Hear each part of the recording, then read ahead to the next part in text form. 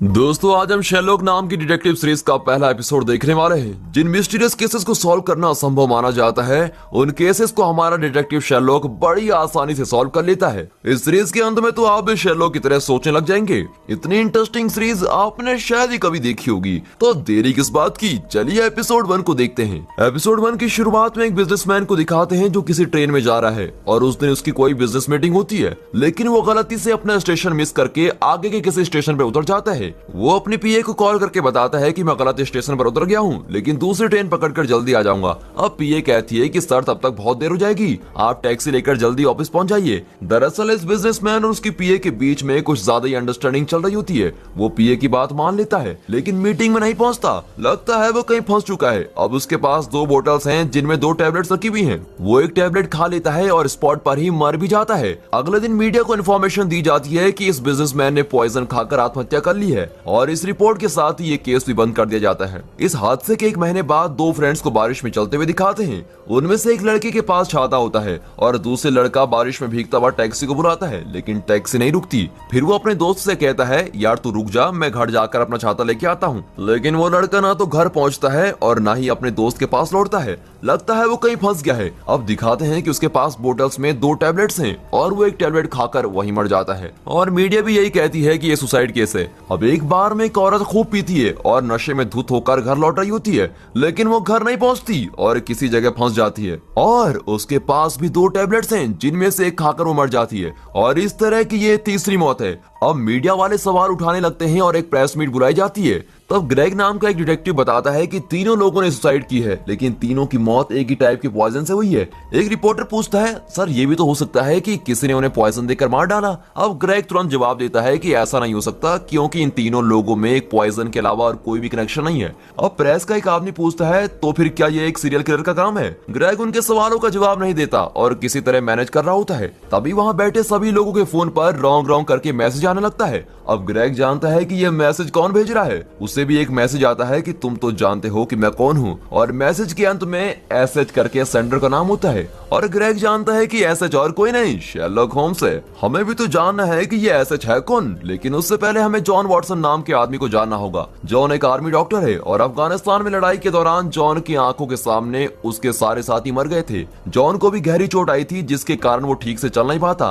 अब John army से retire हो गया है, लेकिन वहाँ हुई घटनाएं अभी भी उसके दिमाग में चलती रहती हैं और इसी वजह से वो एक थेरेपिस्ट को कंसल्ट कर रहा है। अब उसकी थेरेपिस्ट उसको बताती है कि जॉन, तुम्हारी जिंदगी में जो भी हुआ है या हो रहा है उन्हें तुम एक ब्लॉग बनाकर इंटरनेट में जरूर पोस्ट करो, शायद इससे तुम्हारा माइंड थोड़ा हल्का हो जाए। अब जॉन को भी ये बात ठीक लगती है। अब एक दिन जॉन पार्क में चल रहा होता है कि अचानक पीछे से आवाज आती है, अरे यार वॉटसन, कैसे हो तुम? जॉन मुड़कर देखता है पर वो उस आदमी को जानता भी नहीं। अब जॉन को कंफ्यूजन में देखकर वो आदमी कहता है, यार मुझे नहीं पहचाना, मैं हूँ माइक। तब जाकर वॉटसन को याद आता है कि माइक उसका पुराना दोस्त है। तो बताओ वॉटसन, लाइफ में क्या चल रहा है? वॉटसन कहता है, मैं तो ठीक हूँ यार, लेकिन मैं एक घर की तलाश में हूँ। अब जिस घर में रहते हो वहाँ क्या प्रॉब्लम है? वॉटसन कहता है, मैं और मेरा रूममेट मिलकर घर का रेंट देते थे, लेकिन अब वो इंग्लैंड छोड़कर जा रहा है और मेरी पेंशन भी कम है और उसमें मुझे अपना इलाज भी करवाना पड़ता है। मैं अकेला उस घर का रेंट नहीं दे सकता, इसलिए मैं सोचता हूँ कि घर खाली करके किसी के साथ रूम शेयर कर लूं। लेकिन मेरे साथ रूम शेयर करेगा कौन? इस पर माइक चौंक कर कहता है, अरे यार वॉटसन, बिल्कुल यही शब्द अभी मेरे दोस्त ने मुझसे कहे। उसे भी रूम रेंट की प्रॉब्लम है और वो एक रूममेट को ढूंढ रहा है, तुम उसके साथ क्यों नहीं चल जाते? अब वॉटसन पूछता है, तुम्हारे दोस्त का नाम क्या है? माइक कहता है, उसका नाम है शेरलॉक होम्स, चलो मैं अभी तुम्हें उससे मिलवाता हूँ। अब ये कहकर माइक वॉटसन को लेके जाता है। एक हॉस्पिटल की लैब में शेरलॉक कुछ कर रहा होता है, तब माइक और वॉटसन वहाँ आते हैं। माइक को देखकर शेरलॉक कहता है, मुझे अपना मोबाइल दो, एक टेक्स्ट मैसेज भेजना है। माइक अपना मोबाइल ढूंढता है और फिर कहता है, सॉरी शेरलॉक, मैं अपना मोबाइल कोट पॉकेट में भूल गया हूँ। तब वॉटसन अपना फोन शेरलॉक को देता है और मोबाइल लेकर शेरलॉक 2-3 सेकंड उसे और वॉटसन को देखता है और तुरंत पूछता है, अफगानिस्तान या इराक? वॉटसन की कुछ समझ में नहीं आता और पूछता है, क्या मतलब? मतलब ये कि तुम्हारे पैर में चोट आई है ना? वॉटसन सोच में पड़ जाता है कि चोट तो आई है, लेकिन यह हादसा अफगानिस्तान या इराक में हुआ है, ये इसको कैसे पता? फिर वो बताता है कि ये चोट अफगानिस्तान में ही लगी थी। एक और बात है वॉटसन, तुम्हें वायलिन की आवाज से कोई प्रॉब्लम तो नहीं है ना? मैं घर में रोज वायलिन बजाता हूँ और इससे मेरा दिमाग और तेज सोचने लगता है। तुम मेरे रूममेट बनने वाले हो, इसलिए सोचा तुम्हें बता दूं, कहीं बाद में कोई प्रॉब्लम ना हो। वॉटसन को शौक पे शौक मिल रहा होता है। वो पूछता है कि हमने एक शब्द भी नहीं कहा, पर फिर भी तुमको कैसे पता कि मैं रूम शेयरिंग के बारे में बात करने वाला हूँ? शेरलॉक बहुत ही कैजुअली कहता है कि बात एकदम सिंपल है।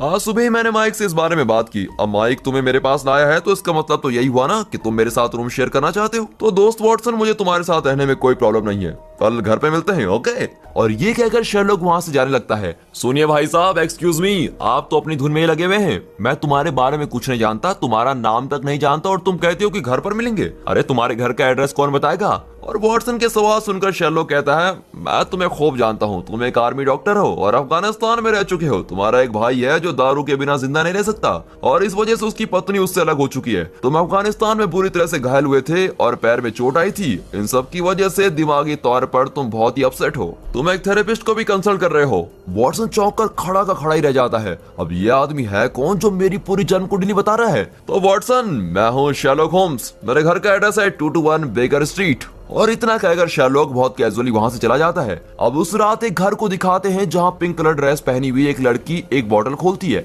और उसमें से एक टैबलेट निकाल कर खाती है और ये लड़की भी स्पॉट पर ही मर जाती है और इस तरह ये होने वाली चौथी मौत है। अगला दिन वॉटसन शेरलॉक के दिए हुए एड्रेस पर पहुंच जाता है और दोनों में बातें होने लगती है। शेरलॉक, ये घर एकदम सड़क के ऊपर है, लगता है रेंट बहुत ज्यादा होगा। शेरलॉक कहता है, हाँ ये बहुत महंगी जगह है, लेकिन घर की ओनर मिसेस हडसन ने मुझे थोड़ा डिस्काउंट दिया है, इसलिए मेरा रेंट थोड़ा कम है। लेकिन शेरलॉक, उन्होंने तुम्हें कम रेंट भी क्यों दिया है? बात यह है वॉटसन कि उनके पति को फांसी की सजा हुई थी। ठहरो ठहरो ठहरो ठहरो ठहरो शेरलॉक, आगे मैं बताता हूँ। और तुमने उनके पति को फांसी की सजा से बचाया था, एम आई राइट? नहीं वॉटसन, दरअसल उसे फांसी की सजा मैंने ही दिलवाई थी और इसलिए खुश होकर मिसेस हडसन ने मेरा रेंट कम कर दिया। ये कहकर शेरलॉक वॉटसन को अंदर लेके जाता है। घर बहुत ही बढ़िया होता है। शेरलॉक, मैंने इंटरनेट पे तुम्हारी वेबसाइट देखी, द साइंस ऑफ डिडक्शन। ओह, जानकर खुशी भी वॉटसन, पर वहां पर तुम्हें कुछ इंटरेस्टिंग लगा? इंटरेस्टिंग? क्या बात करते हो शेरलॉक? उसमें लिखी हुई हर बात मुझे तो एकदम इम्पॉसिबल लगी। लिखा था कि एक आदमी का टाई देखकर तुमने पता लगा लिया कि वो एक सॉफ्टवेयर इंजीनियर है और दूसरे आदमी का सिर्फ अंगूठा देखकर तुमने जान लिया कि वो एक एयर पायलट है। क्या तुम्हें ये सब ढोंग नहीं लगता? शेरलॉक कहता है, ढोंग नहीं वॉटसन, तुम्हारा सर, पैर और हाथ देखकर मैंने जान लिया था कि तुम एक आर्मी ऑफिसर हो। तुम्हारा मोबाइल देखकर जाना कि तुम्हारा भाई पियक्कड़ है और उसकी पत्नी से उसकी नहीं बनती थी। क्या तुम्हें लगता है कि ये सब भी ढोंग था? वॉटसन की बोलती बंद हो जाती है। तब वहाँ घर की ओनर मिसेस हडसन आती है और बड़े प्यार से शेरलॉक को डांटती है कि ये घर का क्या हाल बना रखा है शेरलॉक।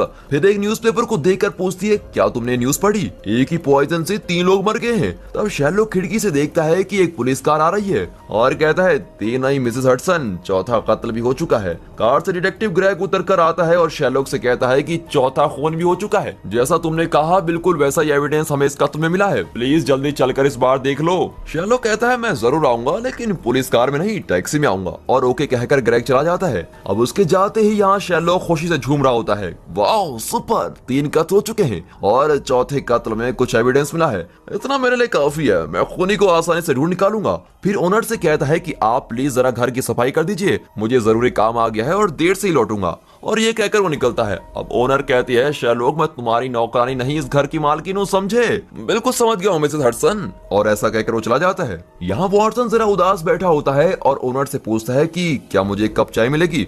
ओनर कहती है कि तुम्हें क्या अलग से बताना पड़ेगा, मैं इस घर की मालकिन हूँ, नौकरानी नहीं। तब वॉटसन कहता है, समझ गया, तो फिर चाय के साथ 2 बिस्कुट भी दे दीजिए। फिर वो पेपर पढ़ने लगता है और तभी वहाँ शेरलॉक आकर कहता है, वॉटसन तुम एक आर्मी डॉक्टर हो ना, मतलब तुम्हें कई लाशें देखनी होंगी, क्या तुम मेरे साथ चलकर इस केस में मेरी मदद कर सकते हो? हाँ हाँ क्यों नहीं।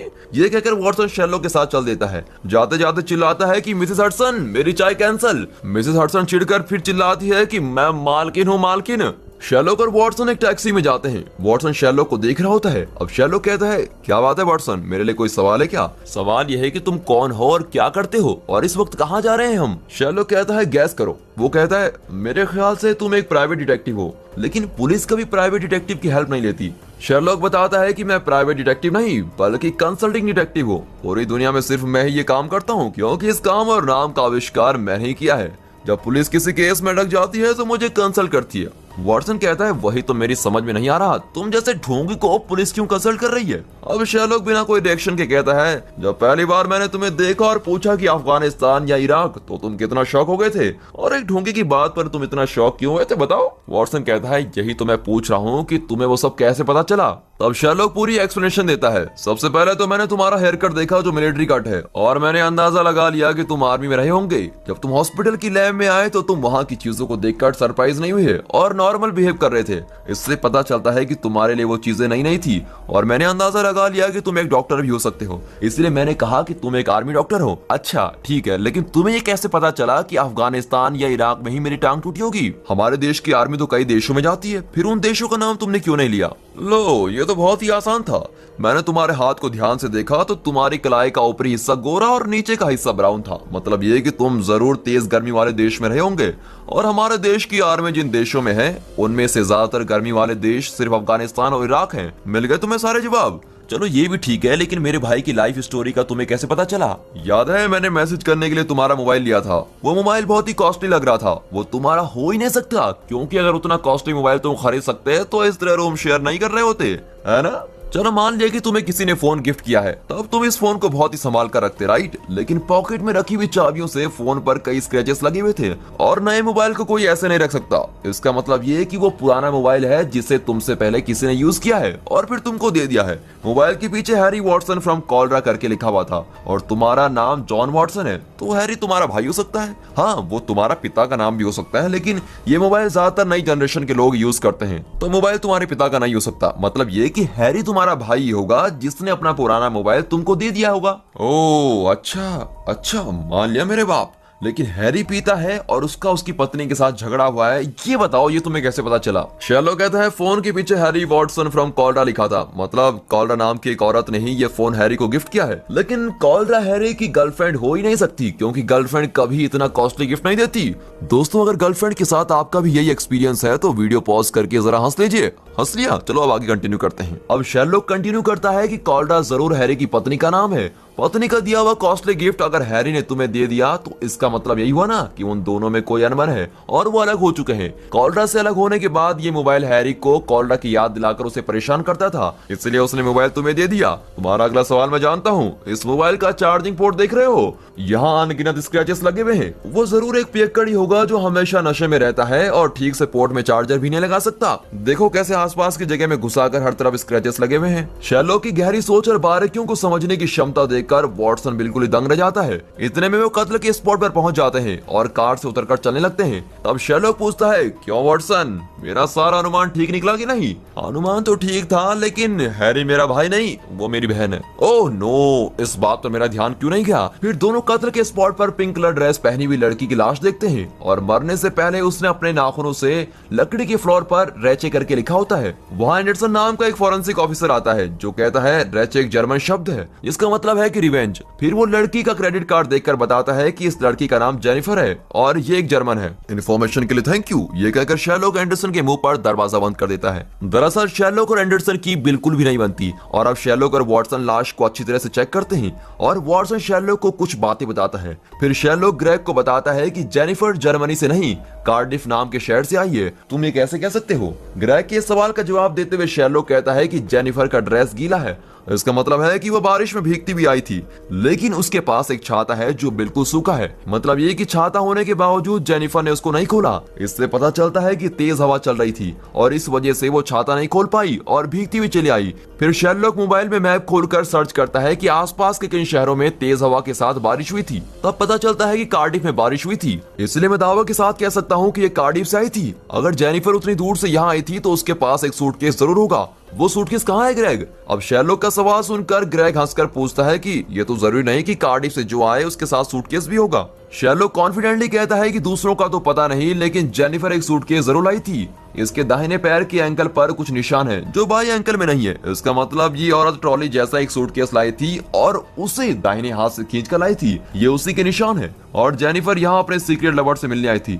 शर्लॉक तुम मजाक कर रहे हो ना? एक लाश को देखकर कैसे बता दिया कि इसका सीक्रेट लवर है? बात यह है ग्रेग कि इसने जो भी ज्वेलरी पहनी है सारी की सारी हाल ही में पॉलिश की गई है, लेकिन इसका वेडिंग रिंग एकदम पुराना लग रहा है और इसे कभी पॉलिश नहीं किया गया है। इससे पता चलता है कि ये अपनी शादी से खुश नहीं थी। इसका वेडिंग रिंग कम से कम 10 साल पुराना है और इतना साल अंगूठी पहनने पर उंगली पर एक निशान बन जाता है, लेकिन जेनिफर की उंगली में ऐसा कोई निशान नहीं है। ऊपर से रिंग के अंदर का हिस्सा अभी भी चमक रहा है। इसका मतलब यह है कि वो इस रिंग को बार बार उतार देती है। एक सेकंड के लिए हम मान लेते हैं कि जेनिफर हाथ से कुछ काम करती थी और इसीलिए रिंग को उतार देती थी, लेकिन इसके हाथ के नाखून एकदम शार्प हैं और ऐसे शार्प नाखून को रखकर वो हाथ से करने वाला कोई भी काम नहीं कर सकती। तो फिर वो रिंग को हमेशा क्यों उतार देती है? इसका एक ही कारण होगा और वो ये है कि इसका कोई सीक्रेट लवर है जिससे मिलने के लिए जेनिफर अपनी वेडिंग रिंग निकाल देती है, लेकिन उस बेचारे सीक्रेट लवर को नहीं पता कि इसकी शादी को 10 साल से ज्यादा हो चुके हैं। ये सुनकर तो वॉटसन भी वाह वाह करते रह जाता है। अब शर्लॉक कहता है अब हमें रेचल का पता लगाना होगा। अब ये रेचल कौन है भाई? जेनिफर ने तो सिर्फ रेचल लिखा था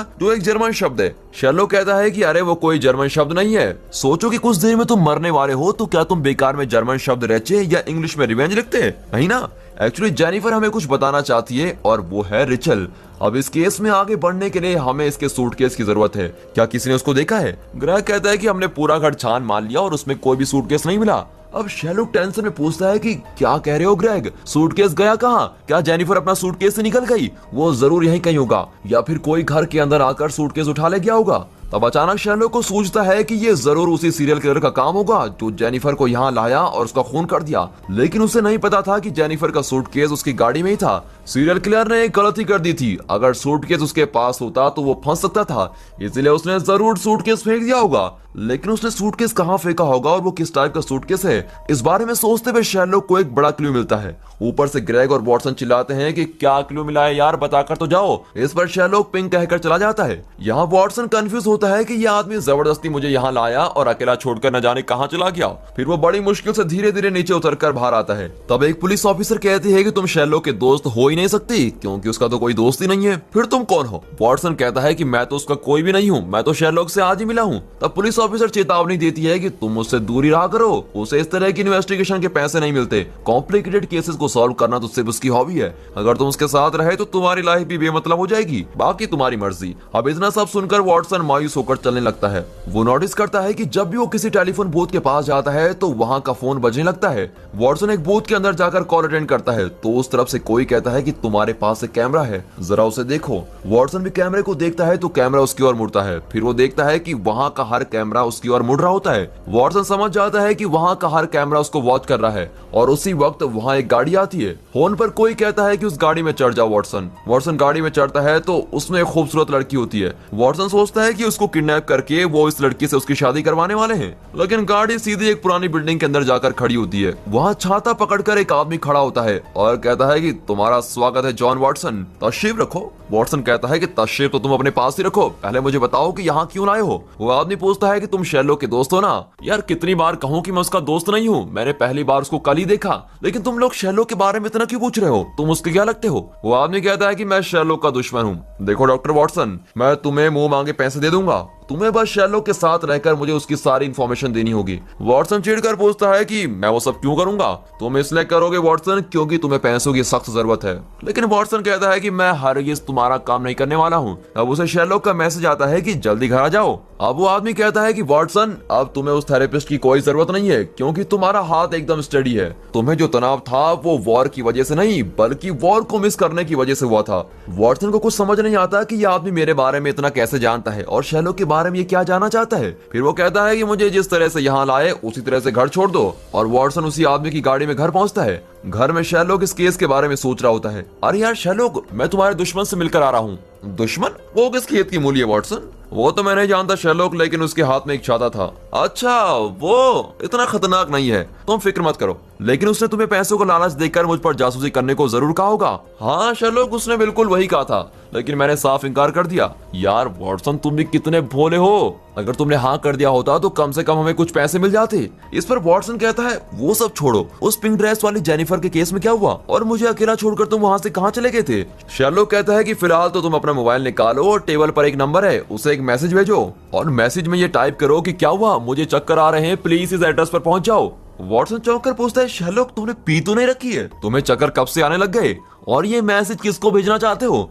इस पर शेरलॉक उसको एक पिंक कलर का सूटकेस लाकर दिखाता है और देखते ही वॉटसन जान जाता है कि ये मरी हुई जेनिफर का सूटकेस है और पूछता है ये तुम्हें कहां से मिला? शेरलॉक बताता है कि जेनिफर को खूनी अपनी कार में लाया था और गलती से उसका सूटकेस कार में रह गया था और खूनी जेनिफर का खून करके अपनी कार में चला गया, लेकिन उसने जल्दी जेनिफर का सूटकेस देख लिया होगा और इस सूटकेस के रहते वो बहुत ही जल्दी पकड़ा जाता, इसलिए उसने सूटकेस रास्ते के किसी कूड़ेदान में फेंक दिया होगा और इसीलिए मैंने कत्ल के स्पॉट पर 5 मिनट के ट्रेवल के अंदर रखे गए सारे कूड़ेदानों की छान मारी और तब जाकर इस सूटकेस मेरे हाथ लगा। लेकिन शेरलॉक ये जेनिफर का ही सूटकेस है, इसकी क्या गारंटी है? वॉटसन, जेनिफर की ड्रेस पूरी तरह से पिंक है, इसीलिए उसने सूटकेस भी पिंक ही चुना होगा और हमारा मेन क्लू भी यही है, पिंक। वाह शेरलॉक, तुम्हारा जवाब नहीं, पर तुम मुझे किसे मैसेज भेजने को कह रहे हो? वॉटसन ध्यान से सुनो, कत्ल के स्पॉट पर और इस सूटकेस में एक चीज मिसिंग है, गैस करो।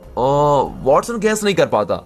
शेरलॉक कहता है यार जेनिफर का मोबाइल फोन मिसिंग है। इस पर वॉटसन कहता है शायद वो घर पर ही भूल गई थी। नहीं नहीं वॉटसन, ये नहीं हो सकता। जेनिफर का एक सीक्रेट लवर है जिससे वो मिलने यहाँ आई थी और मोबाइल घर पर भूलने का तो सवाल हो ही नहीं सकता। वो फोन जरूर लाई होगी और शायद अब वो मोबाइल खूनी के पास है। वॉटसन चौंक कर कहता है अबे डिटेक्टिव कहीं गए, तो क्या तुम उस खूनी को मेरे फोन से मैसेज भिजवाना चाहते हो? हाँ वॉटसन, यही, अभी अभी उसने जेनिफर का कत्ल किया है और जेनिफर का फोन भी उसी के पास है। अब हम उस फोन को मैसेज भेजेंगे कि मुझे चक्कर आ रहे हैं, प्लीज इस एड्रेस पर पहुंच जाइए। नॉर्मल इंसान को अगर ऐसा मैसेज मिले तो वो उसको इग्नोर कर देगा, लेकिन अगर ये मैसेज खूनी को भेज दिया जाए तो वो टेंशन में आ जाएगा और यही तो हमें चाहिए। अब चलो मेरे साथ। एक मिनट शेरलॉक, तुम हमेशा अपने आप से बातें करते रहते हो है ना? अपने आप से नहीं वॉटसन, वहाँ एक कंकाल रखा होता है, मैं उससे बातें करता हूँ। लेकिन मिसेस हडसन कंकाल उठाकर ले गई। तो अब तुम मुझे कंकाल समझकर बातें कर रहे हो क्या? बुरा मत मानो वॉटसन, अब चलो भी। फिर दोनों एक रेस्टोरेंट में जाते हैं जो खूनी को भेजे गए एड्रेस के बिल्कुल पास है। अब रेस्टोरेंट का ओनर शेरलॉक को देखते ही उसके ऊपर प्यार बरसाने लगता है और कहता है सर आप जो मर्जी जितनी मर्जी खा लीजिए, आपके लिए तो सब फ्री है। दरअसल किसी केस में ये ओनर जेल जाने वाला था और शेरलॉक ने इसको बचाया था। दोनों उस खूनी का इंतजार कर रहे होते हैं और तब एक टैक्सी आकर रुकती है। टैक्सी वहाँ बहुत देर खड़ी रहती है। शेरलॉक कातिल का प्लान समझ जाता है कि अगर वो प्राइवेट गाड़ी में आता तो आसानी से पकड़ा जाता, इसलिए वो टैक्सी लेकर पैसेंजर की तरफ वहां आया था। तब टैक्सी वहां से निकलती है और शेरलॉक और वॉटसन उसके पीछे भागते हैं, लेकिन शेरलॉक एक गाड़ी से टकराकर नीचे गिर जाता है और शेरलॉक के उठकर भागने तक बहुत देर हो चुकी थी। तब शेरलॉक गैस करता है कि टैक्सी सीधी जा रही थी पर कार उस रास्ते से नहीं जा सकती क्योंकि आगे रोड का रिपेयर चल रहा है, इसलिए उसको वन वे में जाना होगा और वो भी वन वे की तरफ मुड़ता है और इस तरह यहीं से शेरलॉक गैस कर लेता है कि टैक्सी कौन सा रूट लेने वाली है। फिर दोनों शॉर्टकट से जाते हैं, वहां के मकानों के अंदर से घुसकर और बिल्डिंग पर चढ़कर किसी तरह उस टैक्सी को पकड़ लेते हैं। शेरलॉक टैक्सी के पैसेंजर को देख लेता है पर कहता है ये खूनी नहीं। अब वॉटसन कहता है कि इसके मुंह पर क्या लेबल लगा हुआ है कि ये खूनी नहीं है? नहीं वॉटसन, उसका सूटकेस देखो, वो अभी एयरपोर्ट से आया है और पहली बार लंदन आया है और रास्ता न जानने की वजह से वो यहाँ वहाँ टैक्सी में घूम रहा है। फिर वो पैसेंजर से कहता है कि आपको तकलीफ देने के लिए सॉरी, हम पुलिस वाले हैं, अगर कोई आपको प्रॉब्लम हो तो हमें कॉन्टेक्ट कीजिए। और ये कहकर दोनों वहाँ से खिसकने लगते हैं, लेकिन पैसेंजर असली पुलिस से कंप्लेंट करता है कि सर ये दोनों पुलिस बनकर मुझको डरा रहे थे और ये देखकर शेरलॉक और वॉटसन वहाँ से भागकर घर पहुँचते हैं। तब शेरलॉक कहता है कि वॉटसन बाहर तुम्हारा गिफ्ट वेट कर रहा है और उसी वक्त दरवाजे पर कोई नॉक करता है। वो और कोई नहीं बल्कि रेस्टोरेंट का ओनर है, जो वॉटसन की वॉकिंग स्टिक उसको लौटाकर कहता है कि शेरलॉक ने मुझे फोन किया था कि आप ये स्टिक भूल गए हैं। अब इस स्टिक के सपोर्ट के बिना ही वॉटसन इतनी देर तक चल फिर रहा था और यही नहीं, बिल्डिंग पर चढ़कर ऊपर से छलांग भी मार रहा था। मतलब ये कि वॉटसन का पैर टूटा नहीं बल्कि वो पैर टूटने की एक्टिंग कर रहा था। वॉटसन समझ जाता है कि शेरलॉक ये बात जान गया था। शेरलॉक अब सोचता है कि शायद वॉटसन अब उसके साथ नहीं रहना चाहेगा। इतने में मिसेस हडसन आकर कहती है कि शेरलॉक तुमने अब क्या गुल खिला दिए हैं जो यहाँ पुलिस भी आ गई है। दोनों ऊपर जाकर देखते हैं तो वहाँ ग्रेग और उसके आदमी खड़े होते हैं। ग्रेग पूछता है कि शेरलॉक तुमने मुझे इन्फॉर्म क्यों नहीं किया कि तुम्हें जेनिफर का सूटकेस मिल गया है? ग्रेग, तुम एक पुलिस ऑफिसर होकर इस तरह घर का दरवाजा तोड़कर अंदर नहीं आ सकते। ग्रेग कहता है कि इस केस का इंपॉर्टेंट एविडेंस तुमने अपने पास छुपा कर रखा है, उल्टा चोर कोतवाल को डांटे, हम तो यहाँ ड्रग्स की तलाश में आए हैं। शेरलॉक चौंक कर कहता है क्या ड्रग्स और मेरे घर में? तब एक पुलिस ऑफिसर पूछती है कि तुम अपने घर में मरे हुए लोगों की आंखें भी रखते हो? शेरलॉक कहता है कि हाँ, मैंने साइंस लैब से मंगवाई थी। वो पूछती है वो तो ठीक है, लेकिन तुमने इन्हें माइक्रोवेव ओवन में क्यों रखा है? शेरलॉक कहता है कि ये मेरा एक्सपेरिमेंट है और तुम उसको टच मत करो, उसको वहीं रख दो। वहाँ एंडरसन भी आया होता है जिससे शेरलॉक बहुत ही चिढ़ता है।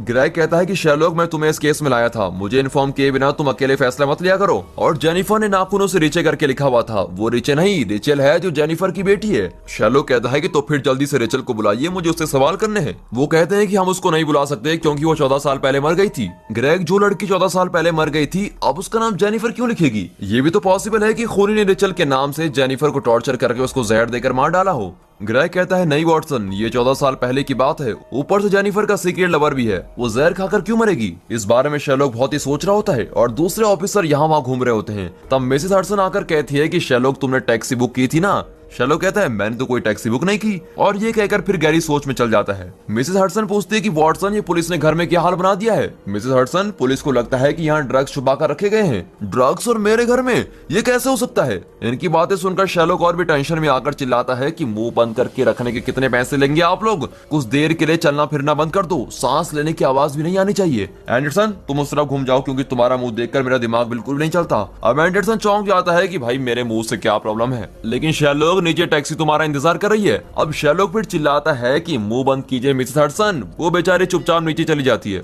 शेरलॉक दिमाग को टटोल रहा होता है कि मरते वक्त जेनिफर ने रिचल का नाम ही क्यों लिखा।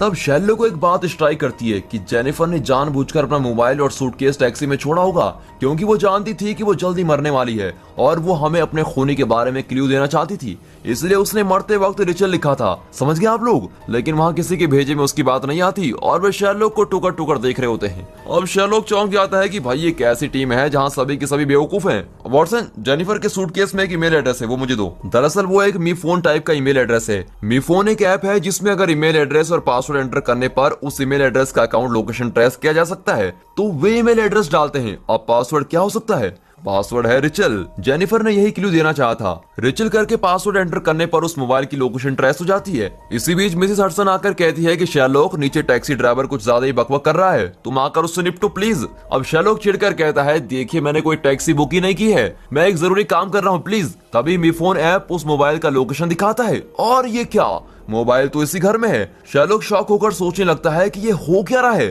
तब उसे ख्याल आता है ओ माय गॉड, वो टैक्सी, बिना बुक किए ये टैक्सी यहाँ क्या कर रही है? इतना ही नहीं, इन चारों कत्लों के बीच एक कॉमन चीज है, टैक्सी। खूनी का पहला शिकार वो बिजनेसमैन था जो टैक्सी पकड़कर ही मीटिंग के लिए निकला था।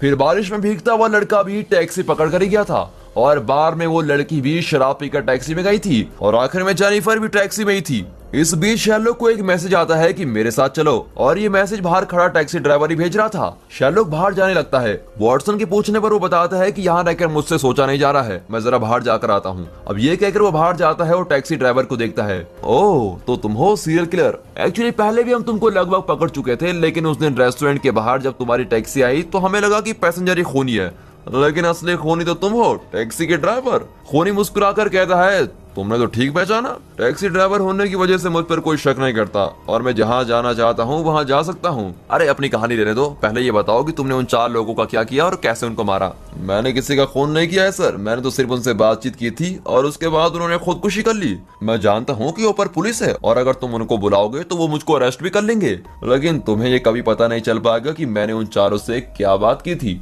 अगर सच्चे डिटेक्टिव हो तो मेरे साथ मेरी टैक्सी में चलो, मैं तुमसे भी वही बातें करूंगा और तुम भी खुदकुशी कर लोगे। अब खूनी की बात शेरलॉक को बहुत ही इंटरेस्टिंग लगती है और सच्चाई जानने के लिए वो टैक्सी में बैठकर जाता है। वॉटसन उसे देखकर दूसरों से कहता है कि शेरलॉक टैक्सी में बैठकर चला गया है। इस पर ग्रेग और उसके आदमी भी बिना टाइम वेस्ट किए वहां से निकलते हैं। अब शेरलॉक उस खूनी ड्राइवर के साथ टैक्सी में जा रहा होता है। टैक्सी में कुछ फोटोज लगी होती हैं जिनसे शेरलॉक को कुछ क्लूज मिलते हैं। अब शेरलॉक पूछता है कि वो कौन है जो तुम्हें इस काम के लिए उकसा रहा है। ड्राइवर कहता है कि वो तुम्हारा फैन है। इससे आगे वो और कोई डिटेल्स नहीं बताता। अब इतने में वे कॉलेज के पास पहुंचते हैं और कॉलेज में सफाई का काम चल रहा होता है और इस वजह से गेट खुला होता है। दोनों चुपचाप अंदर चले जाते हैं। ड्राइवर कहता है आओ शेरलॉक, यहीं बैठो, तुम मुझे यहाँ क्यों लाए हो? यहीं पर तो तुम मरने वाले हो। ऐसा कहकर ड्राइवर 2 छोटे बोतल्स निकाल कर रखता है जिनमें 2 टैबलेट्स होती हैं। तुम्हारे फैन ने मुझे बताया कि तुम बहुत ही समझदार हो और तुम्हारी वेबसाइट देखकर तो बड़े बड़े एक्सपर्ट्स भी दांतों तले उंगली चबा लेते हैं। लेकिन शेरलॉक पूछता है तुम पहले ये बताओ कि वो कौन सा मेरा फैन है जो तुम्हें खून करने के लिए उकसा रहा है?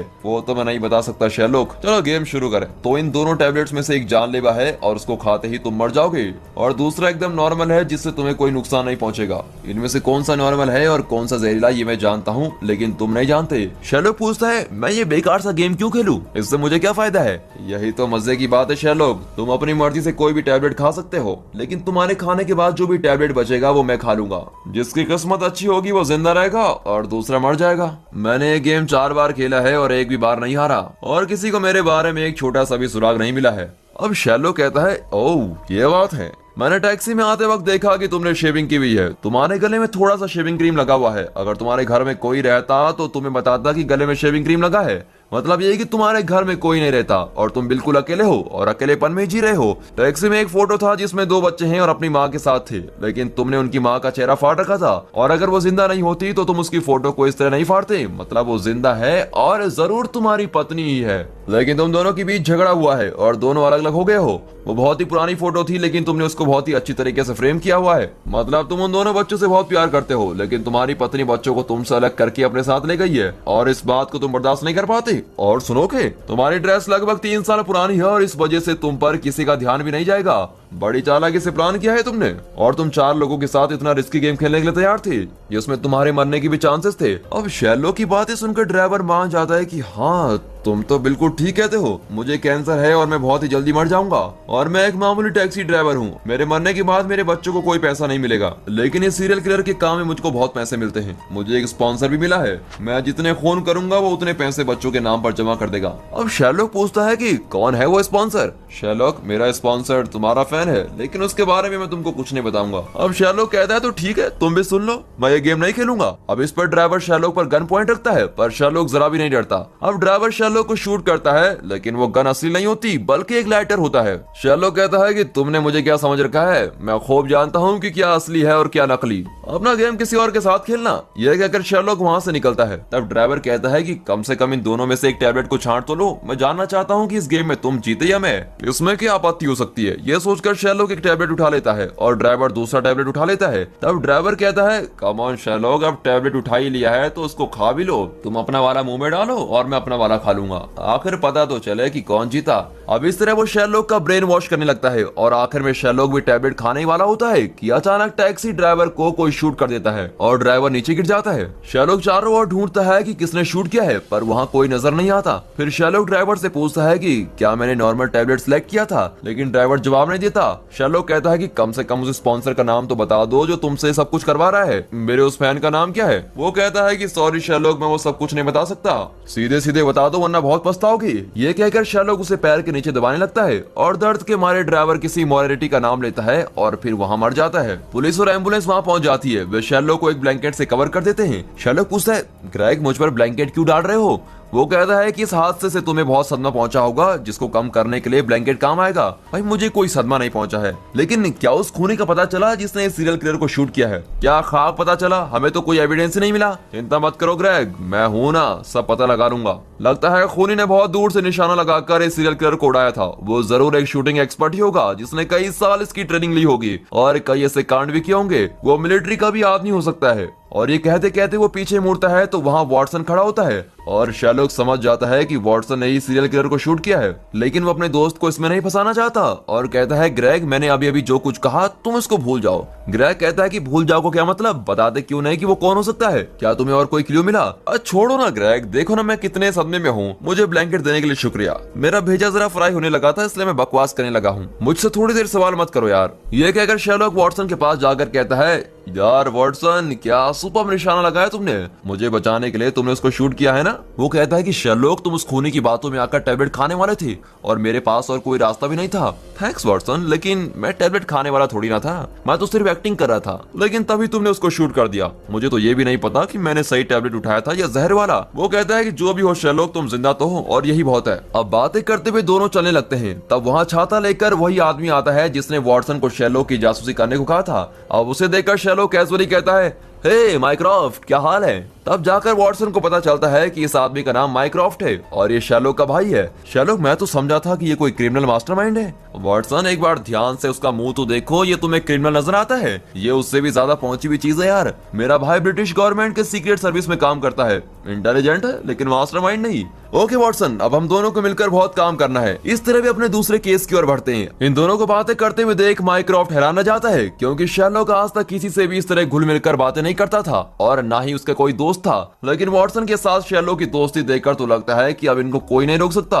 वेल तो दोस्तों, इस तरह दोनों मिलकर इस केस को सॉल्व कर देते हैं और इसी के साथ शैलोक सीरीज का पहला एपिसोड यहाँ पर खत्म होता है। आगे और भी इंटरेस्टिंग केसेस इनका इंतजार कर रहे हैं। देखते हैं कि ये जोड़ी उनको कैसे सॉल्व करती है, लेकिन उन 2 टैबलेट्स की पहली को कैसे सुलझाया जाए। दरअसल इस आइडिया को एक शॉर्ट स्टोरी से लिया गया है। उस स्टोरी के अनुसार दोनों टैबलेट्स में कोई जहर नहीं होता, लेकिन टैबलेट्स खाकर पिए जाने वाले पानी में जहर होता है। सीरियल किलर हमेशा जहरीला पानी लिए नहीं घूमता, वो सिर्फ उन्हें ही जहरीला पानी देता है जिन्हें वो मारना चाहता है। तो चाहे कोई कितना भी सोचकर किसी भी टैबलेट को उठा ले, उसकी मौत तो बिल्कुल निश्चित है, क्योंकि सीरियल किलर उनको जहरीला पानी देता है। अब ये तो शॉर्ट स्टोरी की बात थी, लेकिन इस एपिसोड में किसी को पानी पीते नहीं दिखाया गया है। लगता है इस कहानी में एक टैबलेट तो जरूर जहरीली होगी। अब शेरलॉक ने जो टैबलेट चुना उसमें जहर हो भी सकता था और नहीं भी। अब इस पहेली को सॉल्व करना ऑडियंस पर ही छोड़ दिया गया है। तो आपको क्या लगता है, अगर शेरलॉक वो टैबलेट खा लेता तो क्या वो जिंदा बच पाता या भगवान को प्यारा हो जाता? कमेंट्स में जरूर बताइए और सीरीज का अगला एपिसोड देखना ना भूलिए।